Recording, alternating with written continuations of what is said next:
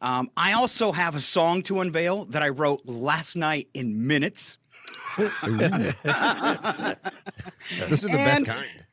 Chuck's got a fall poem, and we'll also be doing the insult merry-go-round, so you want to stick around for that. But first, Chuck Ritchie going to deliver us some breakfast and lunch for the kids. Yeah, so today for breakfast, the kids are having some fresh baked muffins with yogurt or a breakfast on a stick. That's always good nutrition there. With some yogurt, variety of cereal, also with yogurt. Of course, each of those come with an option of fruit or juice or milk. Then for lunch, we go over here. And we have, what is the date today? It is the 11th. It's 11th. Oh, yeah. You know what? There's no school today. There isn't. All right. Yeah. So, but they're having lunch anyway? No, they're apparently just breakfast. No, I totally forgot. Yeah, yesterday and today, no school. The kids have an extended 4-day weekend for Veterans Day this year. Yeah. Lucky kids. Wow. Well, since you're going to be kind of miserable without your breakfast on a stick, I love breakfast on a stick. I'm going to deliver you some cloudy skies. Okay. Cloudy skies today, 46 for a high. Some morning fog out there while you eat your breakfast on a stick. And then 37 for an overnight low with cloudy skies, periods of light rain. Tomorrow, 49 and 40, cloudy skies, 25% chance of rain. Up that to 65% on Thursday, 51 and 40. Oh, by the way, we had snow in Maine yesterday. Wow. Yeah. Friday, 49 and 37, mostly cloudy. Saturday, cloudy, 47, 41. Showers on Sunday, 49 and 35. It is absolutely horrible weather. Yay. I tried to deliver it in the most positive way I could. Well, you know what, though? If we get some snow, it's okay because at least you got it first, Scott. So Yeah. now we're okay. Hammered in the Great Lakes yesterday. Really? Over a foot of snow. Over a Wow. foot of snow coming down. So it's like their highest snowfall in Great Lakes this early in the season. So, and if you look at the NOAA weather outlook for this winter, the Midwest getting hammered. Us in Washington, me in Maine, we looking okay, looking average. Yeah. So, Meanwhile, all my friends up in Alaska are posting pictures of their green grass and their no snow. yeah. Beautiful. It's all One thing- topsy-turvy. One thing you don't want to do is bother raking your leaves this week because the city's tree shakers will be out next weekend shaking the remaining leaves off the trees. Oh, good service. Good service. Thanks to the city for those tree shakers. So, somebody's going to buy that.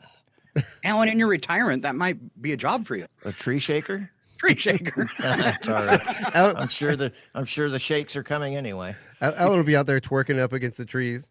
Yeah. Being a tree shaker, it's a great job, but you only deliver minimal results. Yep. True. Yeah. Yeah. All right. Now we're going to give it to Alan. Alan is going to give us a little history of Veterans Day. Yeah. So Veterans Day is always observed on November 11th, regardless of the day of the week on which it falls. So you could technically have like a 5-day weekend. I love it. Veterans Day began in 1919 as Armistice Day, marking the date when Germany and the Allies signed a 1918 agreement to cease World War I hostilities.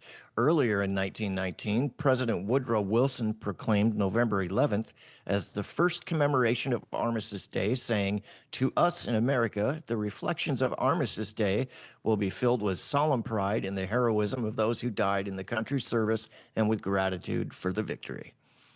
It took almost 2 decades for Armistice Day to become a legal holiday, which occurred in 1938 by an act of Congress. All right. Obviously, they've always moved at the speed of government. Was that 20 years? Sounds about right. Yeah, something like that. Hey, After it got done faster than the 395 extension. Yeah, no kidding. After World War II, sentiment grew to make the day one of observance of all veterans, and in 1954, President Eisenhower signed a law that changed the name to its current form.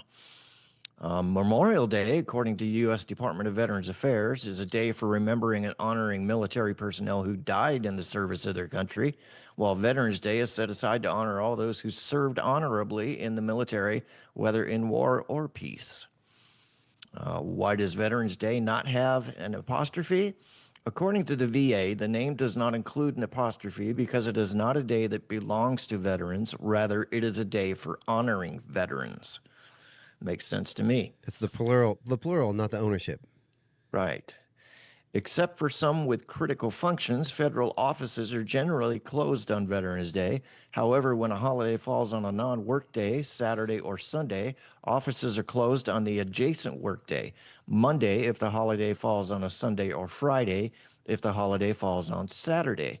According to the VA, state and local governments, including schools, may determine for themselves whether to close or remain open. Thank you, Alan. Thank you. We picked Alan. Why, Chuck? Because he's awesome and he's more respectable than us. Yes. Thank you, Alan. That's the only reason you're here today. We needed someone respectable. Nice. Okay. Elevating the show. All right. So, do you guys have anybody in your lives that's a veteran that you would like to mention today or honor? I know my brother served in the Navy for 8 years and was in Vietnam. He was on the USS Duluth as a communications officer. And my dad served in World War II in the Philippines in the Army. Wow. Nice. Yeah, my father is a Vietnam veteran. He was a 1st Cavalry combat medic in '68 and '69, and he was in some of the worst. And he was one of 2 people going in with his platoon that made it out alive. Wow. Yeah, and barely with that. He was medevaced out with. Spent some time, I think, in Hong Kong in a hospital before he was shipped home, getting patched up. Yeah. Yep. Anybody you wish to share, Alan? Not anybody off the top of my head. I got a cool story that my brother. Did I cut you off? I'm sorry. No, well, I was just going to say that keep in mind that we're still losing 22 veterans every day to suicide. Mm-hmm. So if you have the time or the resources, or even just think about it, just think about what they did for the country. Just add a little commentary. There's a lot of going back since the '60s, '70s protests and all that. There's a lot of I think if always honor your veterans. The veterans are there doing what they want to do. They're protecting us, being there for us, volunteering themselves to give their lives for us, and be mad at the government all you want for what they send our military to do, but always honor our service people themselves.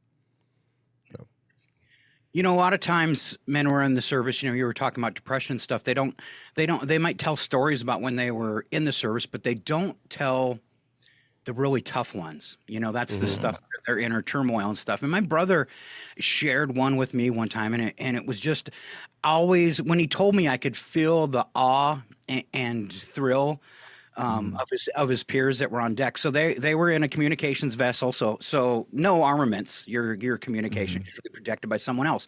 They were spying and in this story he told me, and running a red cross flag.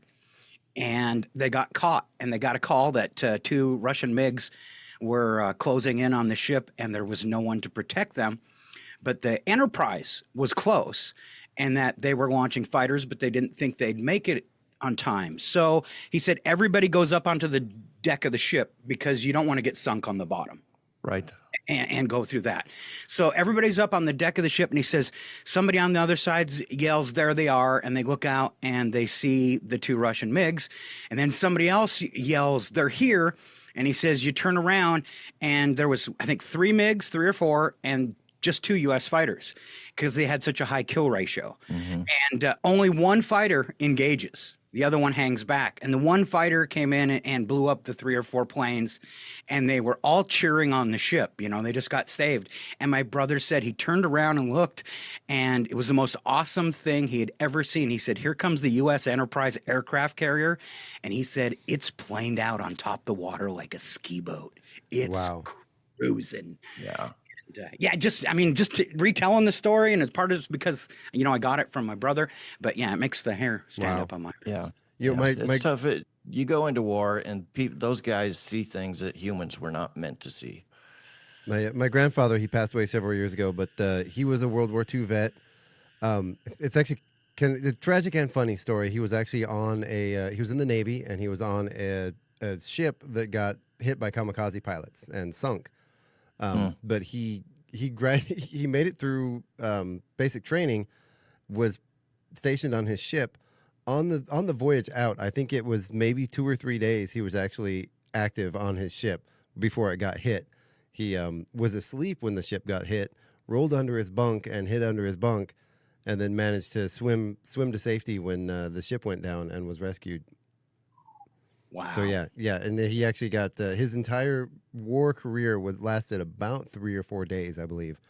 After a thing like that, they just they sent him home because he was traumatized from that. So Yep. Short-lived, but saw some of the really nasty stuff. Yeah.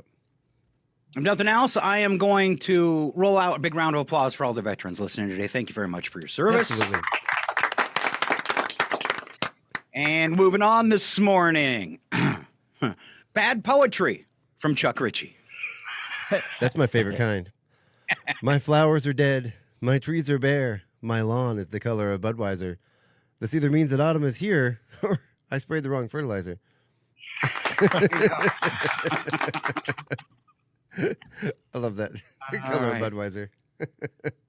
I don't know if this is because of the darkness in me, but this is my favorite bit. It's time to do the insult merry-go-round. All right. Today we are trading insults, and if you're watching online in the video, just so we can keep track of it, we're going clockwise. Okay. Wait. Okay. That's you. Yeah, Chuck. Okay. Scott, you really should come with a warning label. Without a doubt. True. He's the reason they put not for internal use on shampoo. Right. Yeah, it's not that Scott should have a warning label. He's the reason for warning labels. Yeah. Okay. Yeah. Every label has a story. I think Alan should have to skip his turn because he just insulted me. Yeah, sorry. I threw that Okay. one in there. I ad-libbed. All right. It's you, though. Oh, yeah. Speaking of shampoo, I might love to shop, but I'm not buying your bowl. Oh. Chuck, do you always act like an idiot or you just show off when I'm around? It's just for you, Scott. No, actually, according to my wife, yeah, pretty much all the time. Okay. Yep. So the people who tolerate you on a daily basis, Alan, they're the real heroes. So everybody's veterans. I faced Alan back in '06. Nice. Chuck, don't you get tired of putting makeup on two faces every morning? Oh. Wow. Hey, that cover-up is expensive, man. Wow. That one's kind of deep. Yeah, It was. Wow. Alan, I'd slap you, but I don't want to make your face look any better. Rosy cheeks. Oh man, but it's true, Scott. All the makeup, all the clothes, they can't change how ugly you really are. Oh man, that one was rough. Ow. I can't believe you wrote these about Scott, Alan. Yeah, no kidding. I don't know what I was thinking. I was having an anger management issue. Man, Yeah, I stepped into something that was way smarter than you and smelled better too. oh man, that was to both of us, Scott. Yeah, I think so. All right. Chuck, you have the right to remain silent because whatever you say will probably be stupid anyway. Yep. Wow. Oh man, but jealousy is a disease. Get well soon, you two.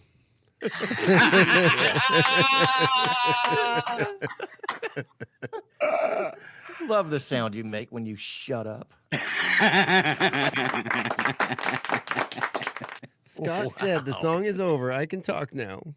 I don't know what makes you two so stupid, but it really works. Wow. Oh wow. There's something in the coffee. But you are truly proof that evolution can go in reverse, Scott. Oh, Wow.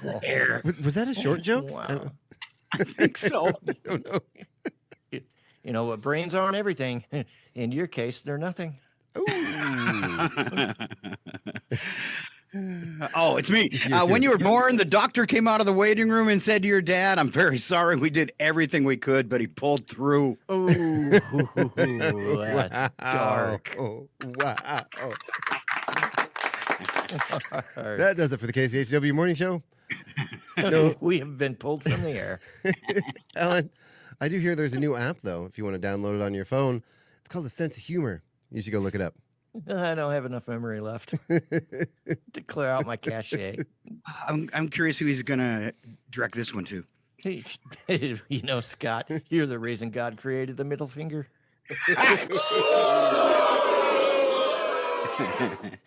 Wow. All right, You're for both number of you. one. I'm so glad I ended up on the last one. Mhm. Last but not least, hey guys, grab some straws because you suck.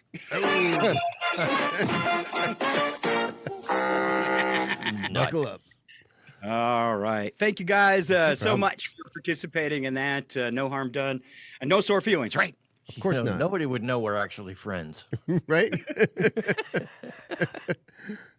So Oh, man. Chuck Yes, sir. knows I love to make the montages. Oh, yeah. Alan got to experience the one I made for him. And I know you haven't heard Alan's montage, have you? I haven't. He So spent this way is- too much time on it. This is Alan's. Overachiever. I'm going to play Alan, and then Alan, I'm going to play one. I'm going to play Chuck's for you, just so you don't feel like you've been targeted. And then I'll play one I made for myself. And the difference you will notice is the one for me is really nice. Oh, no. Go figure. The other two, not so much in retrospect. So here we go. Here's Alan's montage. Big round of applause of Alan filling in for Val while she was gone. And Val returns from Australia this week and will be on next Tuesday's show. Awesome. All the fans of Val. All right, Alan's montage. It's time for a special KCHW 102.7 documentary.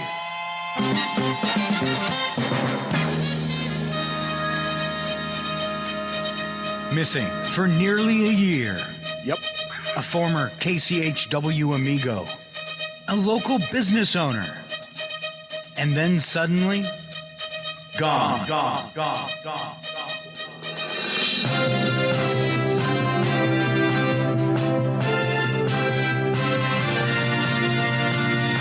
Where is Alan Milani? I see him. Where's Alan? He's not home. Where is he? He hasn't been home all night. No one's seen him for the past week. Where is he? Who knows? Comes and goes as he pleases. Where is he? Where'd he go? You like that voice? You? Where are you? But where is he? Dunno. When all the king's horses and all the king's men started to laugh, he ran off. Alan, please, last time I played this game, it ruined my life. You know, you can remove men like Alan and me from the system, but we helped create it. Yeah. I tried working with Alan a couple of times, and I just couldn't handle it. Even if Alan gets out of this situation, the same kind of thing's going to happen over and over again. Where's Alan? Where is he? Down by the creek, walking on water. He probably had himself a plastic face job. Yeah, and who could blame him? We ever find out what time he quits work? I wasn't fired from my job. I was laid off. You wouldn't know the difference. What life? You have no life. You have no job. You're barely a bee. Just because I don't have a job doesn't mean I don't want to move on to the next level. It is inhuman. Yes, of course. We all know what Alan was like. He overdid it as usual. The truth, Alan. Remember the truth. The thing is, Bob, it's not that I'm lazy. It's that I just don't care. I thought he was with you. He was, but now I can't find him. Where is he? Well, you can't scare what you can't find. I've been out to pasture pound my ambition gone. Content to spend lazy days and to graze my lawn. Hey, everybody! He's back early from cowboy camp! No, Alan, no! You didn't roll the dice. Alan did. Alan Milani! Alan, did you have fun in cowboy camp? I did. Awesome. Well, you know, Alan doesn't get a montage. He only gets a mantage. A got a mantage. Yeah, that's not what Chuck got. No. That's the way, Chuck. Yeah, get up there in front. That's it, Chuck. You're leading. Boy, what a leader. Lead on, Chuck. You're the leader now, Chuck. You're the leader type, and you tell us what to do. And we'll do it. Come on, Chuck. Lead. Lead, Chuck. Lead. That's it, Chuck. You tell us. We'll follow. You're holding my hand, Chuck. You sly dog. No, but I mean... My friend's name is Charles. He doesn't like to be called Chucky. How much wood would a woodchuck chuck if a woodchuck could chuck wood? Well, hello, Not much. Baldy. Hey, Baldy, Baldy, Baldy, Baldy, Baldy. no. Come on, Chuck. You can't just swim, eat grapes, and play around all the time. Why does everyone always tell me that? All right. And then you'll notice, like I said, mine is strikingly awesome compared to yours. Out. Everyone out. Come on. Not you, Scotty. Not you, number 2. Scotty's on fire. Scotty, now come on. Listen to me, for God's sake. Scotty, help me! I'm gonna die! Let's go. I expect great things of Scotty. Scotty, listen to me, please, for God's sake. Scott! Why's everybody yelling at me? Scotty, you're going to be okay. You're going to be just fine. You'll see. Scott. Get along. Scotty! Scotty!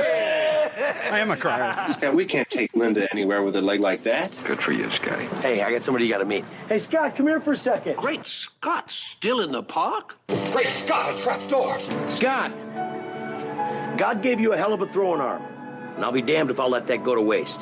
Great Scott, the sleeping booster. I was afraid of this. Scotty, I think there's something out there. Great Scott. Yeah. You like my pose? I love it. I should get it. I'm going to go back and get a still shot of that and make it our profile pic, Scott. Hit the camera button. I love it. All right. There you go. You know you can take pictures on the fly of people on the screen, right? Why would we want to do that? Why would we want to do that? Okay, so one more audio fun, and then we're going to get into news headlines for today. So I was cooking dinner last night. Absolutely horrible. I am the worst cook on the planet. I was so disgusted. I was sick to my stomach all night from eating my own food. Wow. And it wasn't because it was spoiled. It was all fresh. It was just horribly made by Scott. And it inspired me. Chuck knows I like to write songs and then have AI produce it. These are done on a website called Suno, Suno. It's one of the best. That one and Song AI. I mean, it's incredible what they do, and the singers and the information you can give it and how it puts it together, an entire song. And this was the one I made about cooking. Okay. Yeah. It's so rough being single. Forget about not getting to mingle. I'm talking about the food that I want to be rude, but cooking sucks. I said it. Cooking sucks. If I only made the big bucks, ladies would feed me in a tux. Because cooking sucks. Who wants to cook when you can read a book? Jump on a plane and take a look. Get elected president and be a crook. That's right. Cooking sucks. I said it. Cooking sucks. I didn't mean to get political, but just deal with it because my rhymes are critical. Look that up. Cooking sucks. Word. Cooking sucks. Word. Great vocals, Scott. I don't know why, but all I can see is Will Ferrell singing that song. That's my inspiration for everything in my life, pretty much. Good Lord. Who wants to come over and eat my food? You could feed yourself in a tux, Scott. Get one of those tuxedo T-shirts, and I thought that was a little. What do they call that? When guys are too much. We're saying that over the top. Extra. Yeah, over the top. Saying that if I was rich, they'd feed me. There's a name for it. There is a male version of a Karen. I can't remember what they call him. Is it a Chad? Yeah, Chad. Chad, don't be a Chad. Oops. All right, moving along this morning, we've got some morning news headlines. Let's go ahead and start clockwise again. Yeah. Chuck Ritchie with our first story. Yeah. So over the weekend, President Donald Trump vowed to provide each American a $2,000 dividend to be distributed in what he said was a tariff revenue. A dividend of at least, he said, quoting Trump, he said a dividend of at least $2,000 a person, not including high-income people, will be paid to everyone. The president wrote that on social media on Sunday. Within hours, however, the Treasury Secretary Scott Bessent said casted some doubt on the plan, saying the payout could merely refer to tax savings enshrined by Trump's signature domestic spending measure. Who wants $2,000 cash? I could use $2,000 cash. If you're handing it out, I'm taking it. Right? Yeah. Yeah. All right, Alan, it's a long one. You okay with that? Yeah, I think so. People okay listening to me for that long? I'm glad I got the short one. I was about out of breath.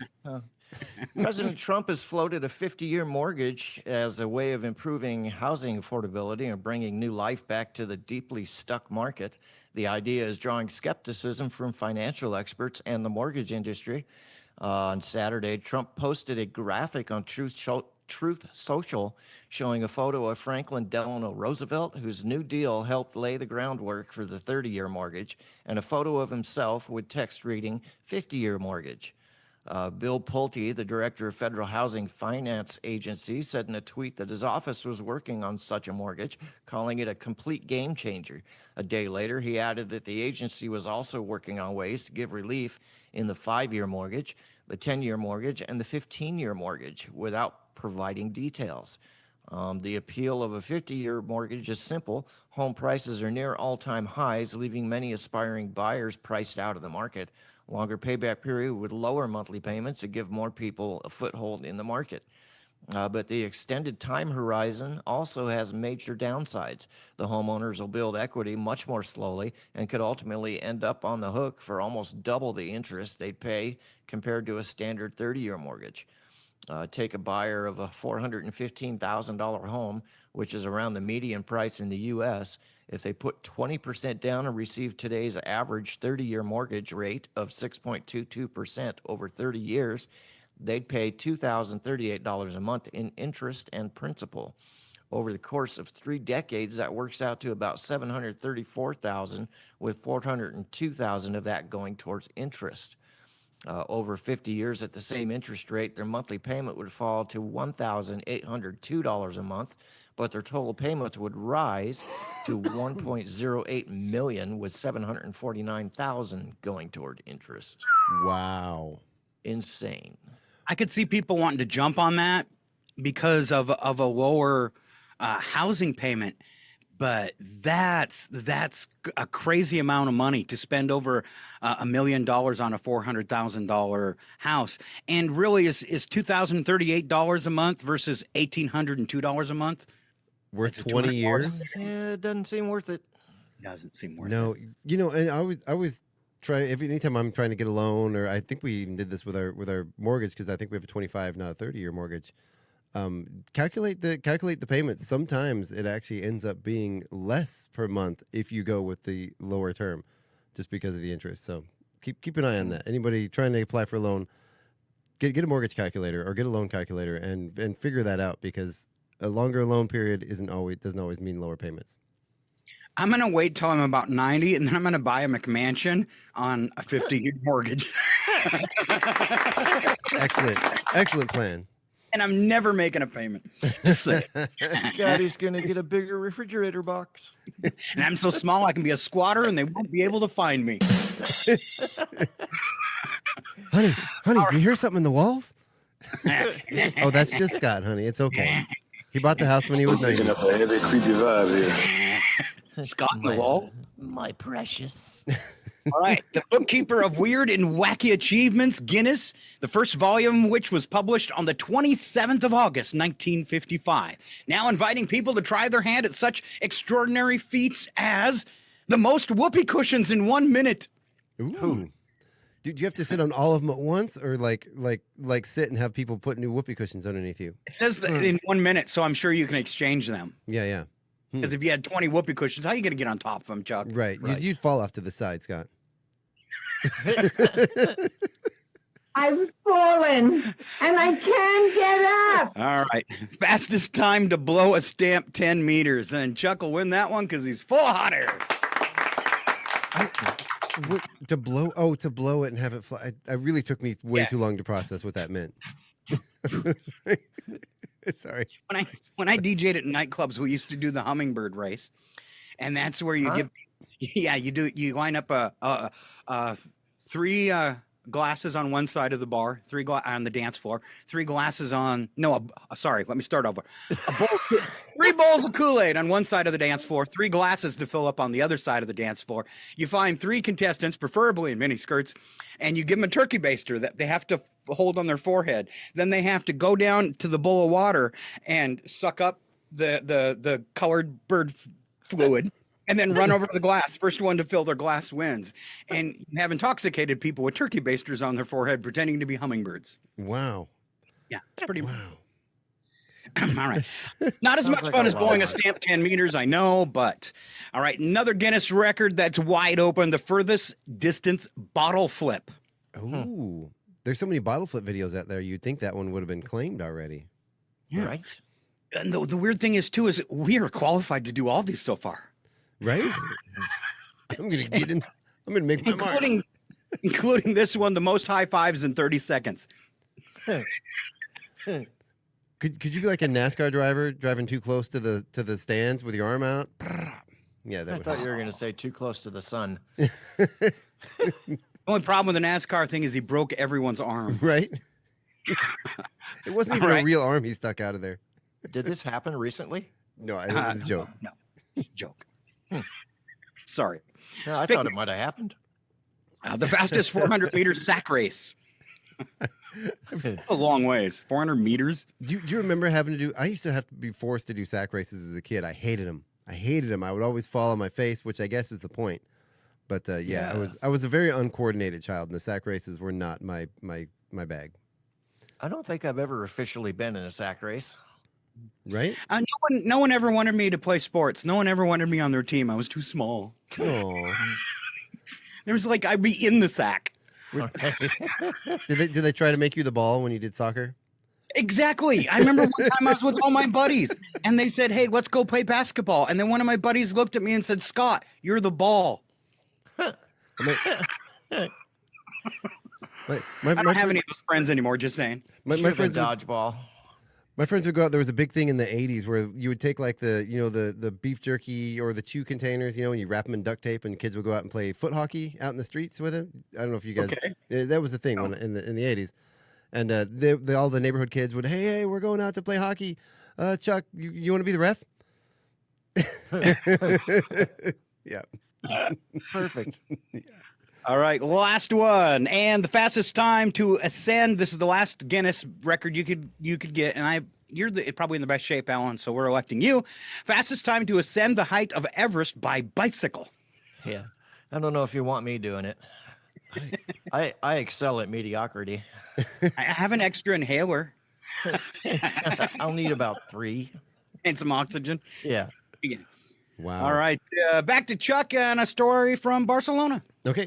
So as the demand for plant-based alternatives to meat rises, Barcelona-based startup Nova Meat, that sounds promising, is using its 3D printed technology to manufacture vegetarian steaks that it hopes will reach the mass market next year. Business development manager Alexandra Campos said Nova Meat plans to sell its steaks directly to consumers and businesses such as restaurants interested in producing plant-based meat. The Spanish company, which developed its technology in 2018, was showing how its latest 3D printer produced food at Barcelona's Mobile World Congress. Farron Gregory, that sounds like an opera singer, Farron Gregory, after trying one of the steaks printed at Nova Meat stand, said it didn't have the feeling of a traditional steak, but I was positively surprised because I did not expect the texture would be so well achieved. Campos said the startup's aim had been to recreate muscle fibers of animal meat, but using 100% plant-based ingredients. He forecast the plant-based industry would keep growing at double-digit rates in the foreseeable future, adding, "We seek to replace animal meat for something that is better for the planet, ourselves, and animals." And Captain Picard was quoted as saying, "Eh." Give me a cheeseburger. Yeah. Would you guys eat lab-grown meat? I would try it. I would try it. I don't know. I don't know, man. The whole thing just scares me. I think if you're eating any kind of nugget, you're eating some lab-grown meat. Nugget. Yeah, I mean, have you eaten McDonald's? Yeah. And in fact, when you think about chickens in general and how they raise them, you're pretty much doing the same thing already. Right. True. This is Yeah. true. This is true. And then it's, I might want to see the numbers on it and see the tests and everything, but then you got to ask yourself, well, who's testing this stuff, Right. And then who's overseeing them? And then It's all Soylent Green. right? It's people. Mm. Now, and I know you're a dog person. Do you have any cats on your property? No. Well, then this next story's for you. I can do that. Let's see. Cat owners who love to take pictures of their furry friends now have an excuse to pull out their smartphones and take a snapshot. It may actually help the cat. A Calgary, Alberta animal health technology company, Sylvester AI, has developed an app called Tably that uses the phone's camera to tell whether a feline is feeling pain. The app looks at ear and head position, eye narrowing, muzzle tension, and how whiskers change to detect distress. 2019 study published in peer-reviewed journal Scientific Reports found that the so-called feline grimace scale, or FGS, is a valid and reliable tool for acute pain assessment in cats. An app that learns patterns from images of cat faces can be helpful, but cat owners should also look at their pet's whole body, including the tail, for clues about their well-being. Alice Potter from British Animal Charity, the RSPCA, said, cats that are worried or scared will hold that tail really tight and tense to them. And then aside from that, there's also just thinking about their behavior in terms of, are they eating, drinking, toileting, sleeping like they usually do? Wow. I had the best interaction with a cat driving to work this morning. I was driving down Main Street. There was a cat sitting in the middle of the road, cleaning itself. I went up I had to come up to a complete stop. The cat stopped licking itself, looked up at me, and hissed at me, and then just continued licking itself. I had to go around it. It just refused to move, right? Sitting there, right smack dab in the middle of the street. It was incredible. I admire that cat spirit. We were dropping some stuff off at a friend. I'm not like anti-cat, just to clear that up. I don't mind cats, but I'm just not a cat person. Mm-hmm. But we were stopping by a friend's house to drop something off, and she had the most beautiful Maine Coons kitten. Ooh. It was incredible. And now you're a cat owner. Like a little platinum colored kitty. Oh, pretty cool. Yeah. All right, I got to go rub a cat's butt. Don't we all? Wow. All right, last news story today. Josh Miller walked away from the U.S. Capitol's Convention Center on Tuesday with a COVID-19 vaccination and a marijuana joint. Wow. Yeah, he was among the Washingtonians who took advantage of Joints for Jabs, a weed giveaway by a local advocacy organization to encourage residents to get vaccinated and lobby their council members to reform the city's marijuana laws. Miller said outside the Walter E. Washington Convention Center after collecting a tube containing a tightly rolled joint, "I'm here for multiple reasons. 1, I got my vaccine. 2, I enjoy marijuana. And 3, I have chronic back pain and it helps me." I got to go. I got to get a shot. Yeah. When they walked up to the center and saw what was going on, here's what him and his buddies had to say.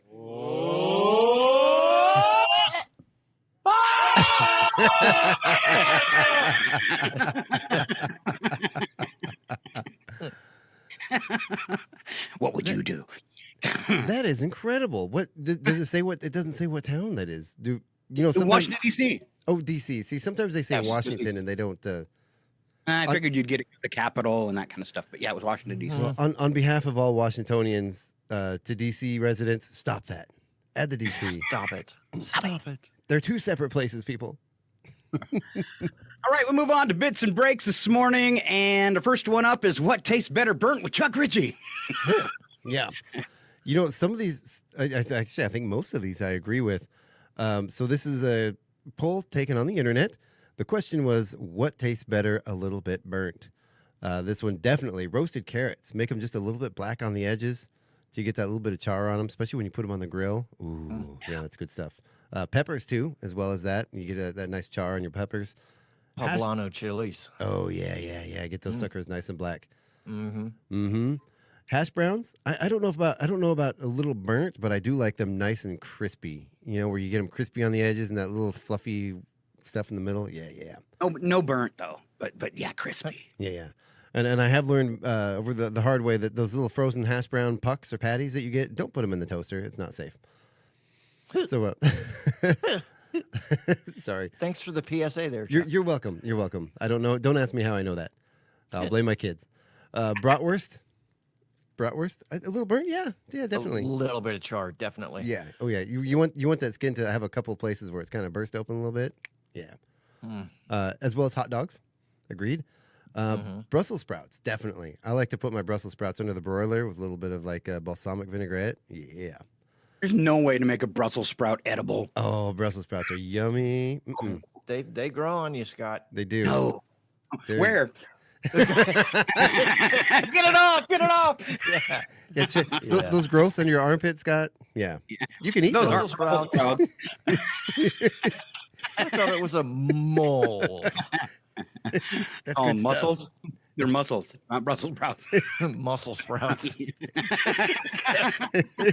It's harvest day. Perfect. And of course, man. pepperoni on a pizza. A little bit char. I don't know about that. I like it to be a little crispy, but not burnt. Yeah. Well, the edge is black on the pepperoni itself. Yeah. I've got a couple here that might be a little controversial. Pizza crust. Especially you get that oven fired pizza. You want that little bit of char on the bottom. Yep. And corn tortillas. And if you go to any Mexican, if you ever had like a true go to a Mexican's house and have them make you tortillas, they're gonna put those suckers right on top of the fire, right on top of the stove, and burn the crap out of those tortillas. And then you put them in a dish so they steam after you burn them, and that's where you get your good flavor. Okay. True story. All right, I believe you. Yeah. All right, how about some bad Thanksgiving recipes with Alan?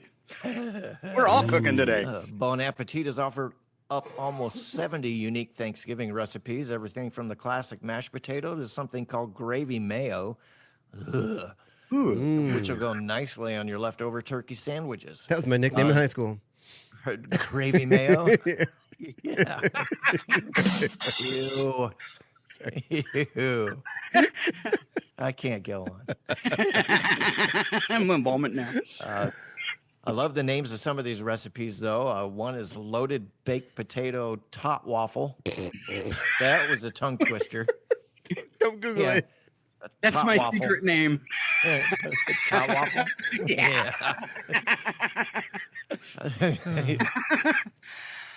I should have proofed these. Yeah. Cornbread and salami dressing. Okay. Mashed potatoes with crispity crunchities. And cornbread stuffing fried rice. Worst mashed potatoes ever. Mashed potatoes with almonds. Ew. What? Yeah. If they're sliced almonds, it's like fingernails in your mashed potatoes. Ew. Okay, I like almonds. I like mashed potatoes, but together, why? No. Yeah. That's just Doesn't weird. make much sense. That's just weird. I've been pre-gaming Thanksgiving. We got us found it in the freezer section at one of our regional stores. It was a Thanksgiving pie. It has everything you would have in Thanksgiving dinner in a single frozen pie, and it's incredible. So basically, it's a turducken in a shell. Yeah, and it's we didn't know what to expect. We've had it in the freezer for a couple months. Popped that thing in the oven because we were feeling lazy, and man, it's like it was heartwarming, like Thanksgiving on a plate, dude. It was incredible. Now I have a new business idea. Y'all are getting my leftovers. You can call it tot waffles. Don't ever say that again. Yeah. It's so rough being single. Forget about not getting to mingle. I'm talking about the food I want to be rude, but cooking sucks. I just wanted to say that one more time. There you go. All right. A little bit more cooking right here. This is a kind of a fun one to wrap this turkey section up. And how would you keep people like Chuck and Alan from hanging out after Thanksgiving? I like this one. Okay. First, hand a guest a plate of leftovers. First, ask who wants leftovers. The act of asking functions like a subconscious warning bell. Everything is shutting down in 30 minutes. Get ready to get out. You don't have to go home. Can't stay here. Exactly. Right. Another thing you can do to get them to leave, stand up. After the first dead giveaway, standing up, not sitting back down, even if you're still chanting. Try talking about the day in past tense. I know it was such a great day. I'm so glad you were able to come. It's so much fun seeing everyone. It's a subtle way to indicate that the Thanksgiving festivities are, in fact, over. This is a great way to get Alan to leave. Put the alcohol away. Why would you do that? Time to go. I don't know if that's true. It was just fun to say. All right. Nothing says party's over like hiding the booze. After it's been properly put away out of sight, walk around collecting the empties. Make sure to work in. Can I take this from you? Can I Closing time. You done with this? Wow. No, because the end of that line is, I know who I'm going to take home tonight. Right. Yeah. Don't sing that. All right. Alan, time to go. Somebody take me home. Another way to help the guests realize you're ready for some downtime is to mention whatever you have going on the next day. Start with a sentence like, well, we have an early day tomorrow because we're going to, and fill in the blank with a real or an imagined activity. Sleep in. Yeah, we're going to sleep in and clean up after you pigs. Or my my day tomorrow because we're going to sleep in. My favorite way to do it is to stand up and pull my shirt over my engorged belly, slap my stomach, and say, "Well, that was good," and then everybody will leave. Yeah. Stick your finger in your belly button, maybe. I fart in your general direction. Gravy. Gravy mayo. Now it's time for a break. That's gross. All right, we're flipping it back to you, Chuck. It's how to waste time. I'm really good at that, Scott. Just hang out with me for a day. I've talked to you on the phone before. I know. Yeah, I know, right? 3 hours later, it's Chuck, bye. I got to go, Chuck. You just hang up on me usually. Yeah. But if you have a little free time to kill, the Washington Post asked a bunch of readers to come up with some time-wasting activities. You can alphabetize your days of the week underwear. I like to do mine by color. Me too. Right? You always got to color coordinate. You guys take your underwear way too serious. I usually match them with my socks. I'm a big fan. You never know when you're going to get caught in your underwear. Exactly. Yeah, but Scott, is it truly yours? Well, we'll get into that in odd news. Really? You can, Alan, this applies to you. You can write letters to the editor about grammatical mistakes and classified ads. Well, I'm going to do it. It's for sale, not for sale, buddy.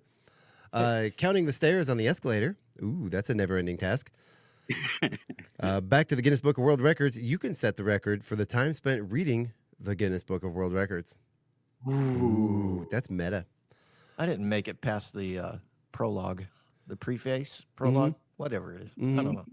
Put the book down. Or the number one letter to the editor. The number one way to waste your time, simply Facebook. Yeah. Oh, wait, we're broadcasting on Facebook. The old doom scroll. Yep. All right, we're going to wrap up this section. Alan, worst excuses for calling in sick. I've probably used every one of these. When asked to share the most unusual excuses employees gave for missing work, employers offered the following real-life examples. Somebody said employee said he was crabby. Too crabby to come into work today. Yeah, you've used that before. No, Scott has other employees tell him, Scott, you're too crabby, go home. You're too crabby. Go away. One employee got whiplash from brushing her hair. Hair? Wow. Not me. Also, Scott. One excuse was this employee said her psychic told her to stay home or something awful would happen to her. Dun, dun, dun. That could be real. Could be. One employee said he wasn't feeling well and wanted to rest up for the company's holiday party that night. Perfect. One person said at her sister's wedding, the employee chipped her tooth, bent over to spit it out, hit her head on a keg, and was knocked unconscious with a mild concussion. I mean, we've all been there, right, Alan? That was the employee company holiday party. Another employee said they were injured while getting a haircut. Can't come to work without an ear. Flip the top of that ear right off. Another employee said they tasted some dog food because the dog wasn't feeling well, and now the employee is sick. Wow. They're also doing the scoot in the middle of the living room floor.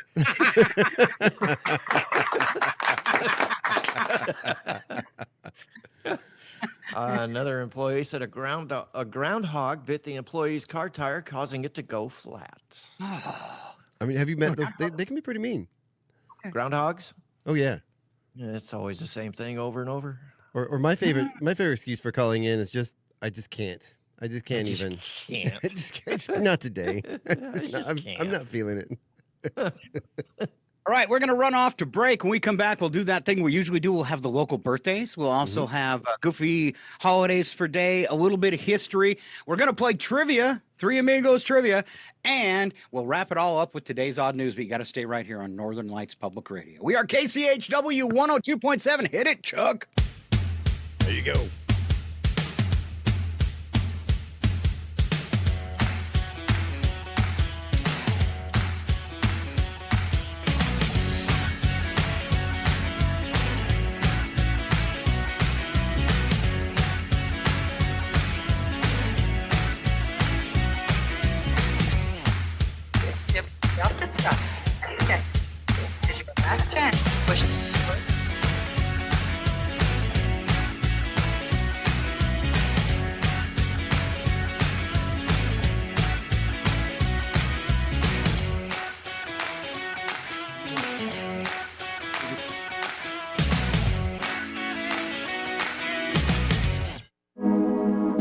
You're listening to Northern Lights Public Radio on 102.7 KCHW. Chewelah, Colville, Kettle Falls. It's 8:19. Your KCHW morning show is made possible by donations from Colville Toyota. Colville Toyota, located at 160 West 3rd Avenue in Colville, offers new and used vehicle sales and service. Vehicle sales is open 8:30 a.m. till 7 p.m. Monday through Saturday, with a Toyota Express Maintenance Center open 7:30 a.m. till 6 p.m. Monday through Friday. More information on Colville Toyota's vehicle inventory and services is available at colvilletoyota.com. A small-town dealership with a big heart. and by Chewelah Flooring. Chewelah Flooring at 214 East Clay in the 3rd Street Mall offers a wide variety of products including carpet, ceramic and porcelain tile, vinyl and laminate planks, and vinyl sheet flooring. Chewelah Flooring carries products for both commercial businesses and residential homes, including brands like National Flooring, Dell Tile, Mannington, and Mohawk. They also offer blind repair. For more information, you can visit online at ChewelahFlooring.com, call 509-935-8021, or via email at ChewelahFlooring@gmail.com. Programming brought to you by Ryan Moore, your Edward Jones financial advisor in Deer Park, Washington. Edward Jones, member SIPC. Edward Jones is a firm that helps individuals and business owners achieve their financial goals. More information is available at edwardjones.com or by calling 509-276-2974. Edward Jones, member SIPC, with locations in Deer Park and Chewelah. This is KCHW 102.7.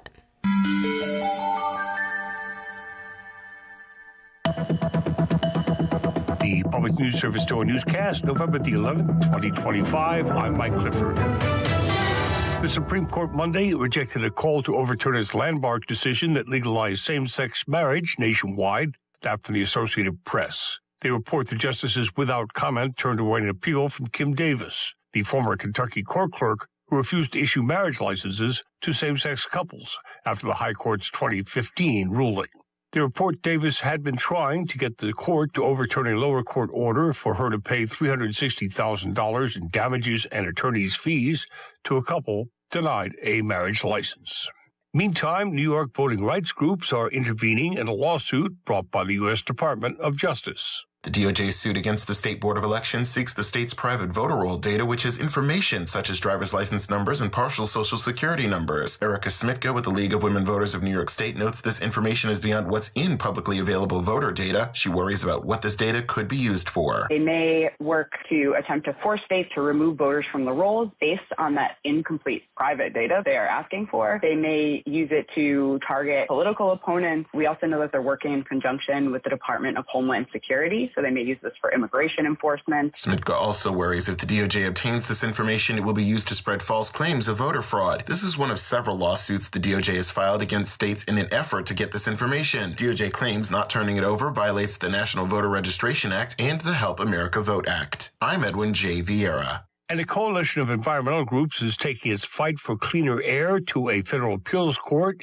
aiming to force large-scale factory farms to report toxic emissions under the Federal Emergency Planning and Community Right to Know Act. The case could have implications for Florida, a state with a significant agricultural presence. Ryan Mahar, a staff attorney at the Center for Biological Diversity, says the legal battle highlights a conflict between industry practices and community right-to-know laws. Toxic air pollution emitted from factory farms like ammonia and hydrogen sulfide. It's really a transparency concern when it comes to controlling pollution from factory farms. Requiring reporting when there's an emergency, when public health is at risk, is really the bare minimum. While Florida's regulations exempt these farms from continuous air emissions monitoring, residents in the state's agricultural heartland, like the Suwannee River Basin, have filed numerous health complaints about persistent odor and respiratory issues. The federal appeal seeks to override such exemptions by enforcing a national right-to-know standard. Mahar says the next step is presenting arguments to the D.C. Circuit Court of Appeals early next year, and hopefully there will be a decision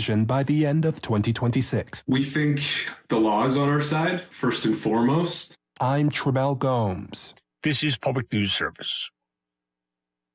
Indiana will pause together this Veterans Day to honor those who've worn the uniform. We get more from our Joe Yalori. The Benjamin Harrison Presidential Site in Indianapolis will host a 1-minute tribute at sunset on Tuesday. A bugler will play taps from the front porch of the 23rd President's home, and organizers invite Hoosiers across the state to step outside and join in. Charles Hyde, Executive Director of the Presidential Site, says the idea began in 2020. We started this in 2020 for the pandemic. It was important to still have public commemoration. That way, any veterans across the state and beyond might hear the strains of taps being played, know that they were being remembered. The event is live streamed on Facebook, allowing people across Indiana to reflect together. Hyde says anyone, whether they play trumpet, clarinet, or trombone, can participate. The site encourages all musicians to sound taps from their own front doors. And signs did emerge this week of the government shutdown nearing an end, but hunger relief voices say even if food assistance is back to normal soon, SNAP's November pause could be felt for a while in North Dakota and elsewhere. Backers of the Supplemental Nutrition Assistance Program say it's uncharted territory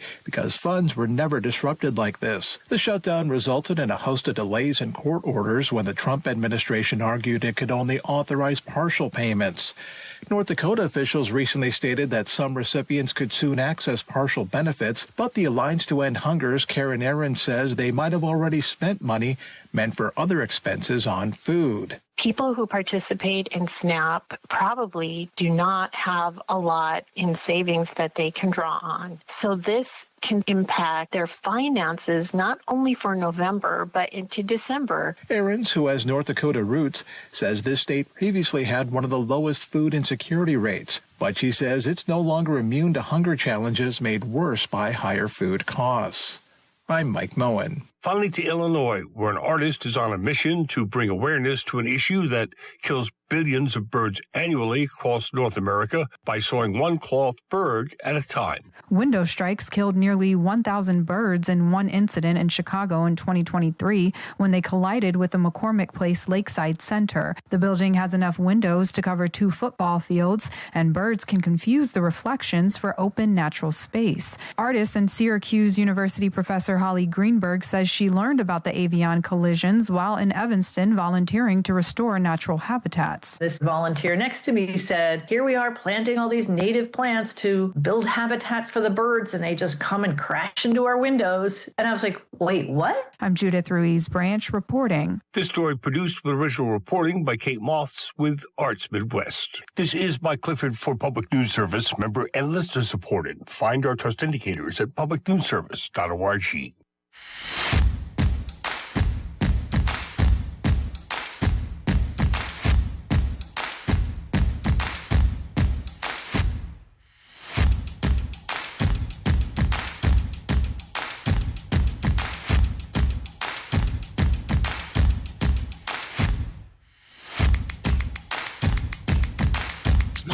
Smile.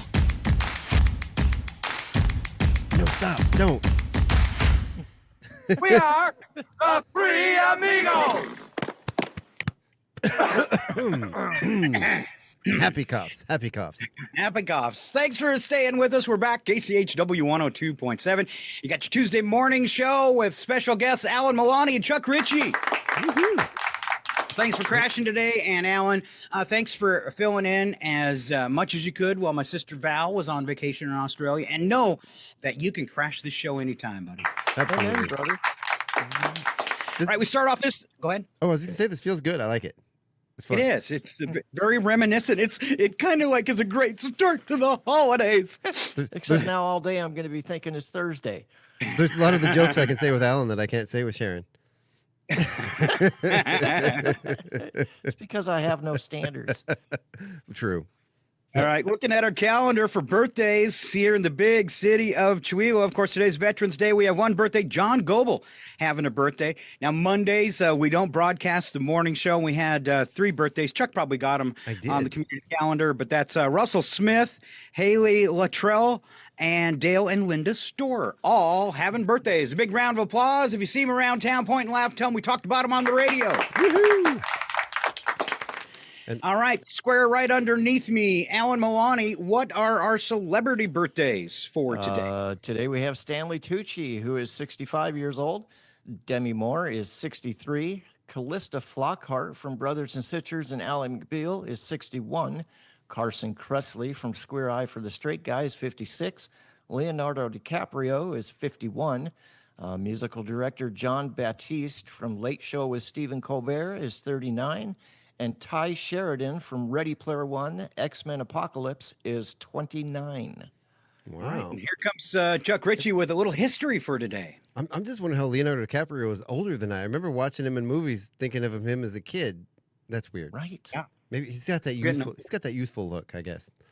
All right, so today in 1750 was the first college fraternity was formed, the FHC Society. Don't ask what that means. Also known as the Flat Hat Club. Well, it's going to tell us what it means. That was formed at Raleigh Tavern in Williamsburg, Virginia. It was formed in a bar, of course. That makes sense. In a bar. Yeah. Whoop, whoop. Right? Hey, guys, let's do the fraternity. What's that? I don't know. We're going to sit around and drink and wear flat hats. Yeah.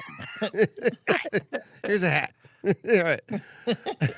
Then in 1921, President Warren G. Harding dedicated the Tomb of the Unknown Soldier in Arlington Cemetery. As we know, that predates Veterans Day. Interesting. Yeah. In 2005, at a 7-Eleven in Merrimack, New Hampshire, a customer called police to report that no one was in the store. Police searched the building and found Samar Gandhi sleeping in a back office. At most businesses, that's grounds for termination, but Gandhi had a bigger problem. He had fallen asleep with 2 bags of pot nearby that police say he was packaging for resale. Oops. We've all been there, right, Ellen? I'm hungry. Wow. Where's that 7-Eleven at? Right? Shh, don't wake him up. Don't wake him up. Just take it. Get it, Alan. Get it. Yeah. Wow. In 2006, a Bosnian town announced plans to erect a massive monument to its most important product, the cabbage. Oh, Bosnia. This is my cabbage. This is my other cabbage. All right. The 2014 Ford Motor Company begins using aluminum instead of steel in the body of its most popular truck, the F-150. That's, of course, in preparations to make the first hover truck. No. Ooh, you can crush it like a beer can. Right? On your forehead.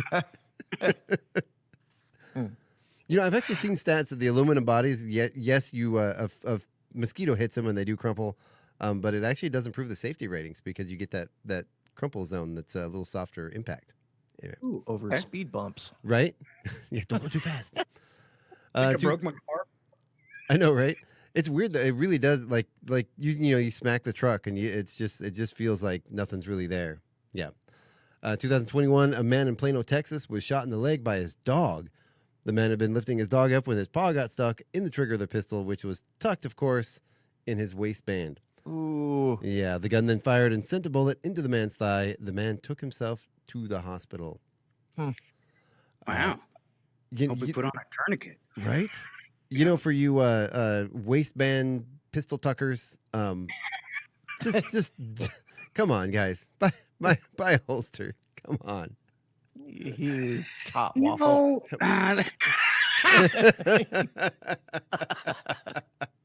Wait, let me hit the censor button. That was earlier, but it was nothing dirty. Right. It just sounds like it. It does sound bad. Wow. But also you tasty. made me choke out loud. You know what? We're gonna have to start calling everybody that. I'm having a hard time saying it right. Yeah. Or wrong. Yeah, well, let's practice it off air. Yeah. All right, special events for today. Of course, we talked about Veterans Day. Thank you, Alan. Gave us a nice rundown of Veterans Day this morning. If you want to hear it again, that will be on the front of this show, saved on Facebook and YouTube and Twitch. Let's see, 107 years ago today, 1918, history's bloodiest war to date ended after more than 4 years of slaughter. The Veterans Day holiday was conceived as Armistice Day to honor the 4.7 million Americans who served and the over 116,000 who died in what was then called the Great War of 1914 to 1918. The occasion kept its name and focus until 1954 and was changed to Veterans Day, and its scope widened to honor veterans from all eras. It is also today Metal Day, and that is not the metal, it's the genre of music. Metal Day. Origami Day, Sunday Day, and Singles Day. Should I play my song again? Go for it. Do it. Sure. Are you serious? Okay. Yeah. Okay. He's like, really? You guys want to hear it again? It's Singles Day, and I wrote this song last night after cooking a bad meal. Are you serious? Are you serious? I've been thinking on here. It's so rough being single. Forget about not getting to mingle. I'm talking about the food. I don't want to be rude, but cooking sucks. I said it. Cooking sucks. If I only made the big bucks, ladies would feed me in a tux. Because cooking sucks. Who wants to cook when you can read a book? Jump on a plane and take a look. Get elected president and be a crook. That's right. Cooking sucks. I said it. Cooking sucks. I didn't mean to get political, but just deal with it because my rhymes are critical. Look that up. Cooking sucks. Word. Cooking sucks. Word. Word. Right. Didn't know I was a rapper at heart, did you? I got to say, just for a second there, Scott, I think your filter filtered out one of those two fingers you just posted up. Oh, it did. I'm sorry. I was like, Scott. And then it reappeared, and I was like, oh, it's the filter. No, it's the arthritis. My fingers I can't close this hand. So if I do a peace sign, I am giving you the finger. Because this finger doesn't go straight. So the other one. So I was really, doing a peace sign, but it didn't look like it. You're number one. Well, that too. Why does everyone get mad at me when I give them the peace sign? And I don't get it. All right, we got just a few minutes. Alan, I said if you wanted to bring anything to the show, do it. Did you happen to do that? I did. Okay. What would you like? You can deliver whatever you want to us. And then, Chuck, my question for you: do you have any trivia questions?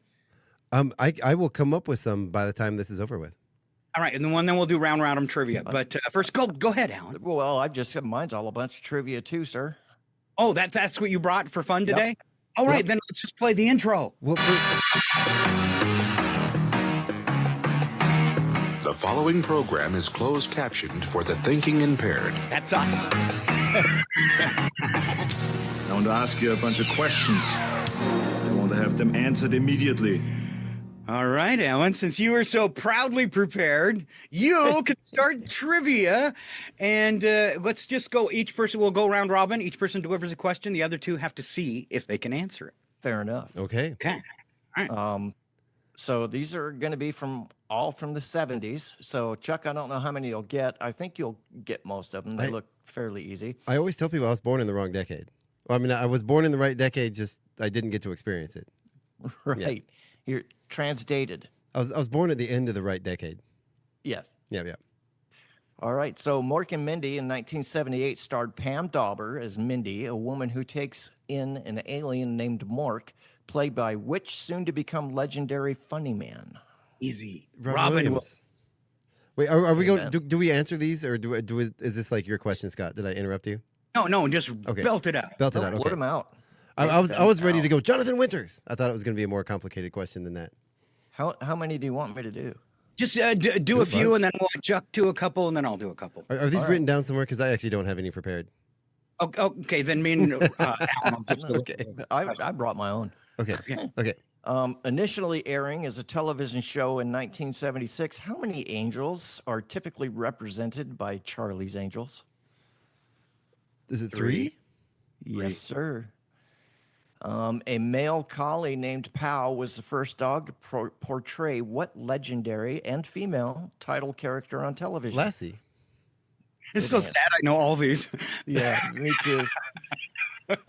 Premiering in 1999 as the second series in the successful Law and Order franchise. What does the SVU stand for in Law and Order? SVU? Special Victims Unit. Correct, sir. Number 5, a very popular sitcom that ran from 1952 to 1966 was The Adventures of Ozzie and Harriet, starring what real-life N family? It's also the surname of country singer Willie, as well as British naval hero Horatio. Nelson's. Good answer. Number 6, what 1960s sci-fi TV show co-starring June Lockhart and Bill Mumy is about the Robinson family and their space mission that went off course? It was later adapted to a 1998 Stephen Hopkins film and a 2018 Netflix series. Lost in space. These are too easy for you guys. Pigs in space. Danger, Alan Milani. Danger. Number 7, the running joke that the TV family was so wholesome they never used the bathroom started because the network wouldn't allow a toilet to be shown on screen. What was the title of the groovy 1969 sitcom? Ooh. They weren't allowed to have a toilet? It says they never used the bathrooms. The rumor that they never used the bathroom started because the network would not allow a toilet to be shown on screen. So my first idea when you were asking this question was Leave It to Beaver, but then you said it was a groovy show and I got lost. Partridge Family? Nope. Or Beaver? My default answer is the Monkees. Nope. This one is the Brady Bunch. Oh, that was my next guest after the Partridge Family.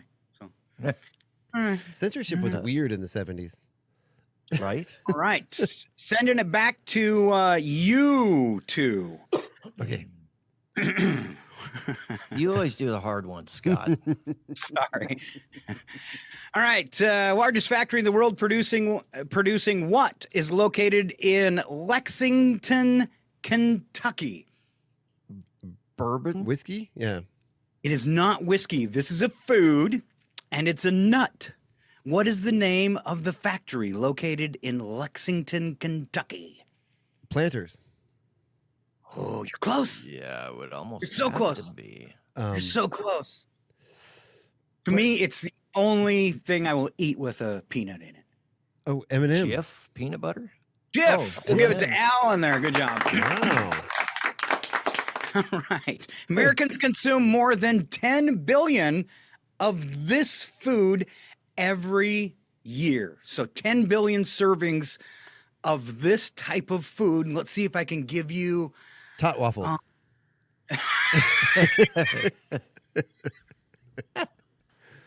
Stop it! Sorry.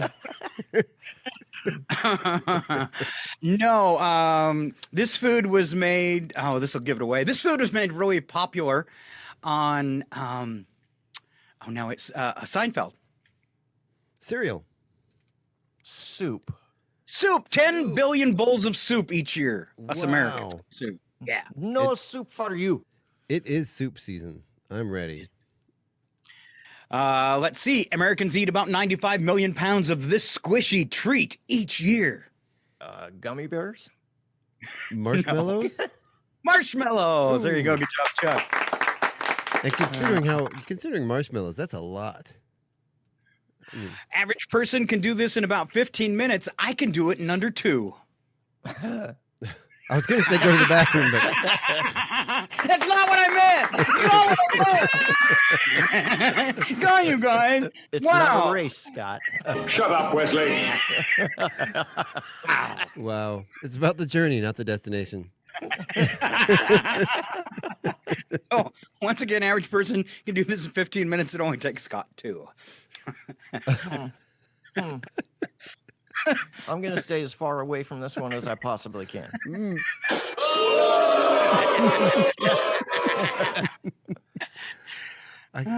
My brain is swimming. I can't even think. Yeah, I have no idea. I don't even know. It's because you guys literally, your brains are too heavy to pick up out of the gutter. Excuse me. Is it brush your teeth? No. Average person can do this in about 15 minutes. Scott can do it in 2. Fall asleep. Oh. Pigs. Fair enough. Fair enough. I'm like one of those, those dolls with the eyes, the creepy dolls when you lay them down, their eyes closed. That's me, man. My head hits a pillow, I'm out. Instant. All right. Here's a game before we go to news. Who's taller? All right. Dwayne Johnson or Ben Affleck? Ben Affleck. I'm going to say Ben Affleck. You lose. Ben is 6'2". Dwayne 6'5". Lady Gaga or Ariana Grande? Lady Gaga. Yeah, I'm going to say, no, I'm going with Ariana. All right. Ariana 5 feet. Lady Gaga 5'1". Mm-hmm. Oh, yeah, tough one. Chris Hemsworth or Tom Hiddleston? Ooh, So we got Thor or Loki? I think Tom Hiddleston's taller. Hemsworth 6'3", Hiddleston 6'2". Oh. Brad Pitt or Robert Pattinson? They're both pretty short. This is easy. I think Robert Pattinson's taller. Alan? Brad. Robert Pattinson 6'5". Brad Pitt 5'11". He is 6'5". That is incredible. Crazy. Wow. Kourtney Kardashian or Daniel Radcliffe? I think Kourtney. Yeah, I'm going with Kourtney. Kourtney's 5 feet. Daniel is 5'5". I didn't realize how short the Kardashians are until I saw a picture today. Kind of threw up my mouth a little bit. It was as one does. It could have been the waffles. It was Taylor Swift and what's the popular Kardashian? Kim, next to each other.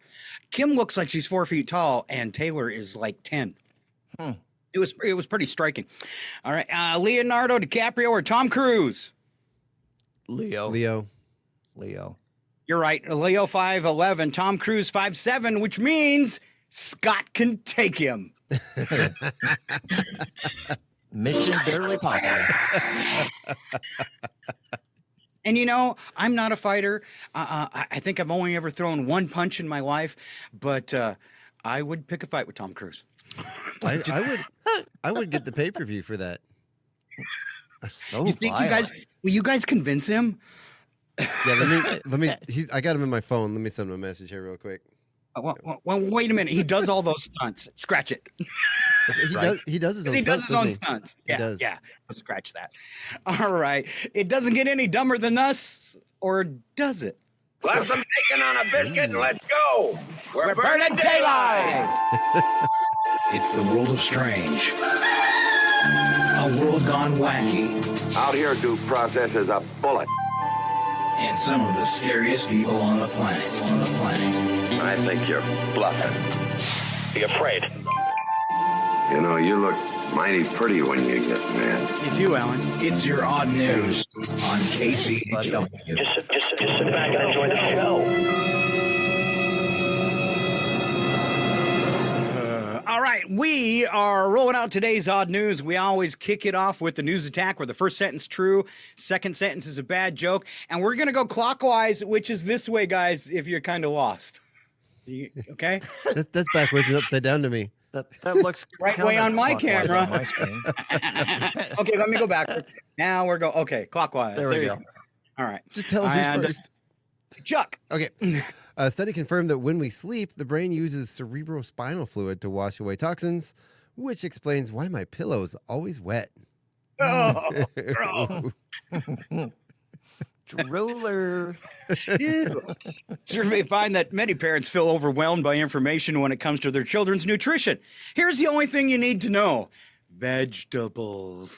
Vegetables. As a parent, I get overwhelmed by Minecraft knowledge. This one time playing Minecraft, did you know that Minecraft, like, and then like,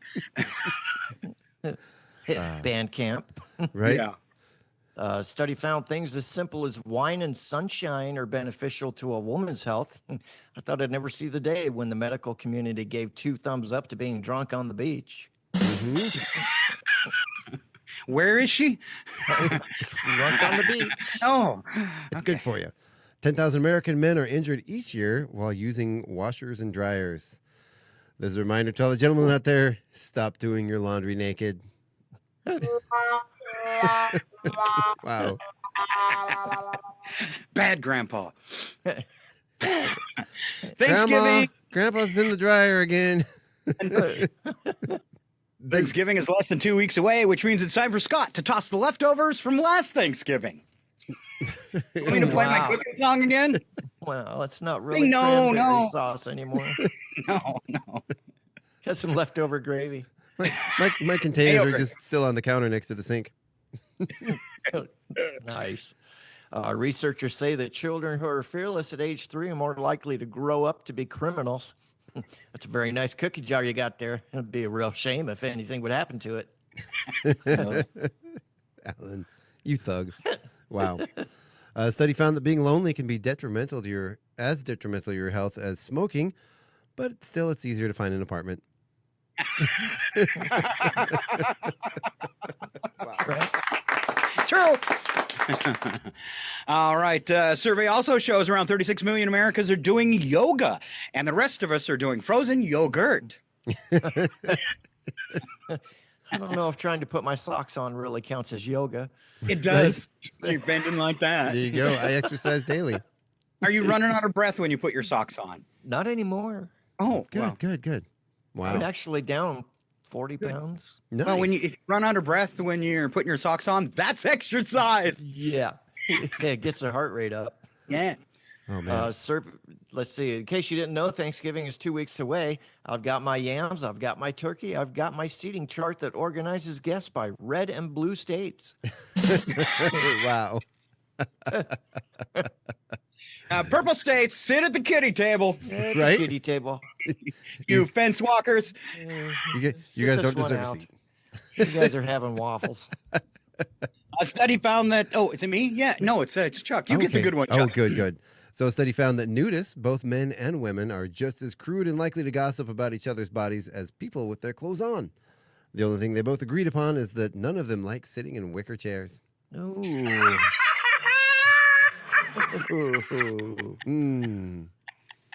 That's why I took mine out of the bathroom. The wicker chair? No, the wicker toilet. Oh. God. I'm always cleaning up after that thing. Look, honey, I got a new toilet seat cover. It's made out of wicker. You like wicker. Wow. All right. Let's see. We go on to wacky, but true. We don't add anything to these stories, but sound effects. First one, now we can splash. A Frenchman has upended the adage that a swimming pool is a hole in the ground that you throw money into, because when he was digging the hole, he discovered $800,000 worth of buried gold bars and coins. Huh. Wow. This happened in France, north of Lyon. Best of all, he's been allowed to keep the treasure, which may have been buried in plastic bags by a previous owner of the house who apparently passed away. Wow. Wow. You know, the thing with that story is that he was allowed to keep it. I guarantee you, if it happened to me, nobody would ever know. Ever know. Well, I mean, they might find out with the new cars I'm driving, and you know, there will be signs. There will be signs.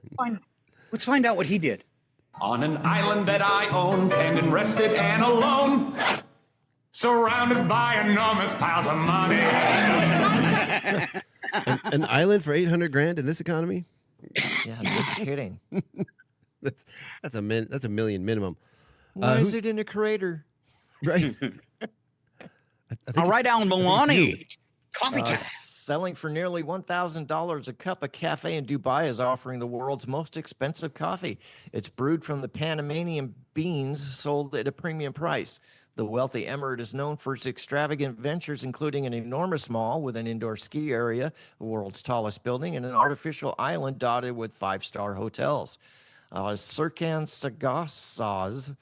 Sagsaz, co-founder of the Julith Cafe with the pricey offering, said, "We felt Dubai was a perfect place for our investment." Located in an industrial neighborhood that has become a hotspot for coffee lovers, Julith plans to serve around 400 cups of the precious beverage starting on Saturday. For a price tag of 3,600 dirhams, around $980, the brew offers an experience of floral and fruity flavors reminiscent of tea. There are white floral notes like jasmine, citrus flavors like orange, and a hint of apricot and peach. He said, "It's like honey, delicate and sweet." Dubai notched a Guinness record for the world's most expensive cup of coffee last month when roasters offered one for 2,500 dirhams. Wow. Be like $650, probably around there. I thought the most expensive coffee was that monkey poop coffee. Monkey poop. I thought it was tiger poop. No, it's Chevet cats. They don't really cats. They don't really look like a cat, but they feed them the coffee beans, and when they come out the other end, they gather them up and make coffee. Mm-hmm. Nice. Yeah, it's a delicacy. People say it's delicious. Sounds like stupidity. Yeah. Let's listen to this coffee montage. That coffee. You think I'm drunk, don't you? All of you. I'm not drunk. I'm not. We need donuts and coffee, hot. Jim never has a second cup of coffee at home. Damn good coffee and hot. Never has a second cup of coffee at home. He never vomits at home. You. Wow. It's good to the last plop. Ooh. Wow. So this next. Sorry. The next one here. What is the last dumb thing your kid did? I mean, where's the list begin? Of course, my kids are perfect. They never do anything dumb, right? Right? Right? No. A doctor said on Friday a 13-year-old boy in New Zealand swallowed up to 100 high-power magnets he bought on Temu, forcing surgeons to remove tissue from his intestines. You know, they say magnets, especially with dogs, one of the worst things they can do is swallow magnets because it'll do that, yeah. Then another one here. After suffering 4 days of abdominal pain, the unnamed team was taken to a hospital on the North Island. He disclosed ingesting approximately 80 to 100 of the 5.5 by 2 millimeter high-power neodymium magnets about a week prior, right? Neodymium. The magnets, which have been banned in New Zealand since January of 2013, were bought on the online shopping platform Temu. The only time anything from Temu ever actually worked, apparently. An X-ray showed the magnets had clumped together in 4 straight lines inside the child's intestines.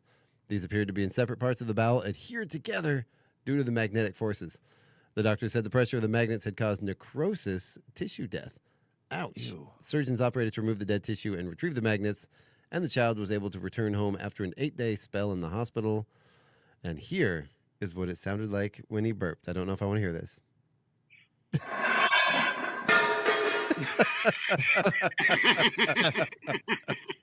Oh, man. That could have been so much worse. Thank you, Scott. I know. You were Could have been way relieved, worse. weren't you? You thought that was me. I was I bracing. actually feel kind of relieved now. I know, right? Whew, so does he. Well, that was a fun story. All right. Off to Australia. A man in the Australian city of Perth escaped mandatory quarantine in a hotel by scaling down a rope of tied together bed sheets from a fourth floor window. Now, police said after arriving in the West Coast city on an interstate flight from Brisbane, the man had his application for entry refused under the state's tough border entry rules intended to stop the coronavirus from entering elsewhere in the country. The man was told to leave the state within 48 hours and taken to a hotel for temporary quarantine. But just before 1 a.m. on Tuesday, Western Australia police said in a Facebook post, he climbed out a window of the fourth floor room using a rope made of bed sheets and fled the area. Wow. Yeah. Bond. James Bond. My name's Bond. James Bond. My name is Bond. James Bond. My name's Bond. James Bond. Oh, James.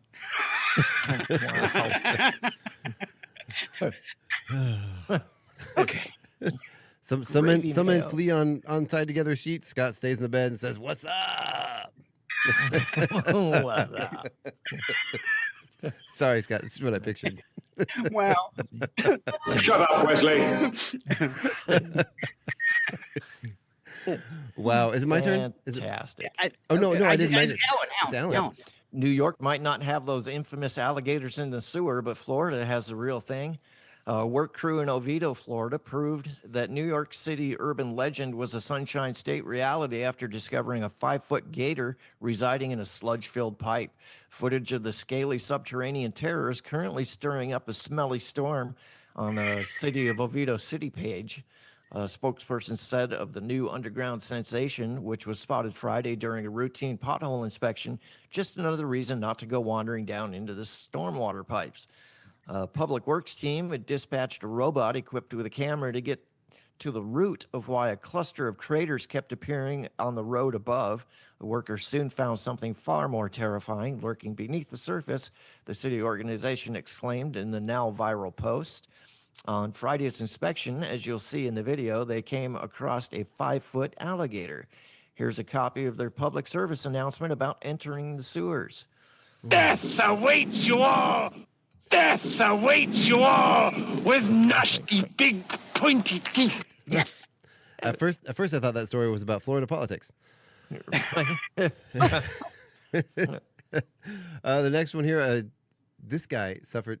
Is this an ad? No, that's an actual story. Okay, this guy. Sorry, I was like, why It's are you an sending me ad for getting abused. Yes. Right.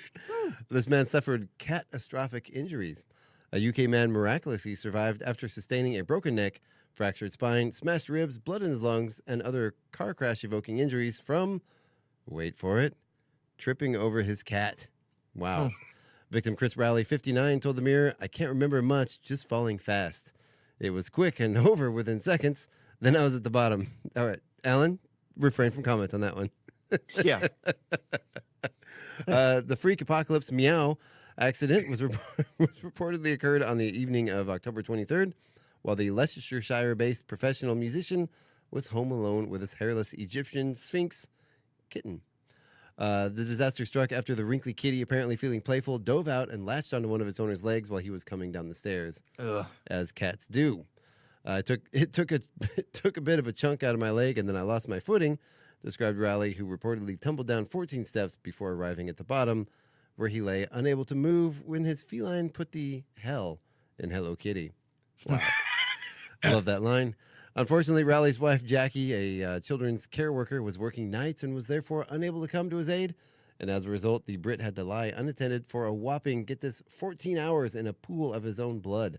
Ooh. Ouch. He's far from out of the woods, though. They say it'll be 6 to 12 months until he's back on his feet. Of course, the cat was completely unharmed and laughing. Go figure. Yeah. Each cat will live about 12 years. I can't wait. And each cat has 9 lives. That's 4 times 12 and multiplied by 9 times. To go rub a cat's butt. By milking this smooth little cat body, you receive your antidote. It must be done each day. Well, he's going to be fine then. He's got an antidote. Right. Milked from a cat. A wrinkly, hairless antidote. Yes. All right, last one today. It's a brief thief. The Pattaya News reported October 31st that a criminal was attempting to return to the scene of a crime once too often. Suspect has been identified in a rash of women's underwear heists. The crimes have all taken place in the same apartment complex in Thailand in the district of Phan Thong. No pun intended. Phan Thong. I get it. The most recent victim, also the owner of the complex, installed cameras after complaints about the perp's previous capers. And sure enough, in the wee hours of October 29th, she had hung her unmentionables out to dry. A man casually walked up and claimed another trophy. Police say they have collected additional photo evidence in the cases and expect to apprehend the thief in short order. Order. You lost me at rash. See, those are those stories where they're going to go to that guy's house and they're going to find a whole lot more in his house, I believe. Things that will end him in jail for a very long time. A rash of women's underwear. Rash. You got a rash. Listen to this. Odds are they're probably basic white cotton underpants. But I started thinking, well, maybe they're silk panties. Maybe it's a thong. Maybe it's something really cool that I don't even know about, you know. I'm not sure you could fit into my panties. That guy she was with, I mean, I'm sure he's a close personal friend and all, but tell me, what was he doing wearing her panties on his head? I've been wearing the same underwear since Tuesday. And now you know why. Son, you got a panty on your head. It's got that rash. All right, we got to do a couple things here before we wrap up. I know we're over the top of the hour, KCHW Chihuahua. First thing I want to remind people is our musical Christmas cards. Yes. Now they we'll start broadcasting these on Black Friday, and they run through Christmas Eve, except for Sundays. They cost $125. And here's what you get: you get a 2 to 3 song musical set from your business or family dedicated to the community. Those holiday messages go out every day, so you get one a day for almost a month. And the cost only $125. That is a tax deductible donation. And what are we going to use that money for, Chuck? We are going to use that for our music licensing, which is a very hefty fee. So our musical licensing is about $5,000 a year. This promotion can, if we sell enough of the musical Christmas cards, and we have 24 slots available, this can raise half of our money. So it's a big help and fun for your family or your business to get out a little holiday message. Other than that, I want to tease Dr. Jazz tonight. We do different genres of music every night at 6. Tonight at 6, the one and only Dr. Jazz. Then at 9 o'clock, we switch it up and bring you some Motown. It's the Soul Show from 9 to 11. That all happens right here on Northern Lights Public Radio. Chuck Ritchie, who do you have on the morning show tomorrow? Tomorrow morning is myself, Sharon Ludwig, Paula Randall, and we have a very special guest, the owners of the newly reopened Barman store in Colville, and they are putting on a Thanksgiving parade in Colville, and they're going to come on tomorrow morning to talk about it. How cool is that? Yeah. And also, I don't want to give away, talk too much about it, but, our Dr. Jazz, the community's been concerned about his health. He's been going through some stuff. He is back home and starting to feel better. So, yeah. So we love you, Tom, and hope you're feeling better, man. Him and Margie have been through so much. Yeah. And Margie's still focused enough. She actually was the first one to get a musical Christmas card. Nice. All right, one thing I want to show before I go today, if you guys can look in the camera, I don't know, Chuck, I'm ready for Thanksgiving because literally in the past 30 days, look at this. I've got my first, can I get to it on the camera? My first turkey neck. Look at that. Woohoo! I've actually, at 60, I got my first piece of a turkey neck. How about you, Alan? Any turkey necks? Not yet. Hey, well, just wait for it, because I'm not kidding. I am horrified because it literally appeared overnight. You got to lay off the gravy mayo.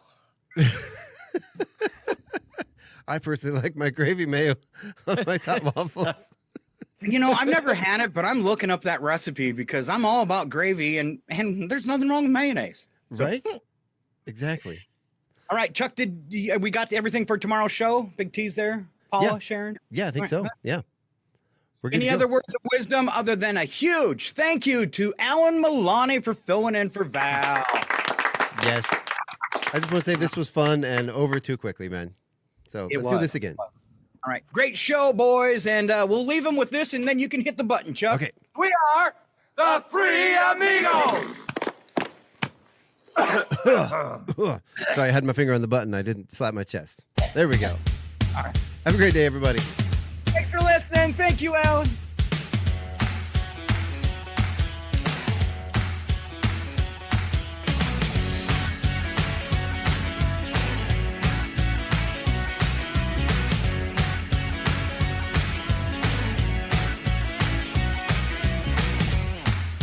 Great. Team, head back to base for debriefing and cocktails. Scott, put your briefs back on.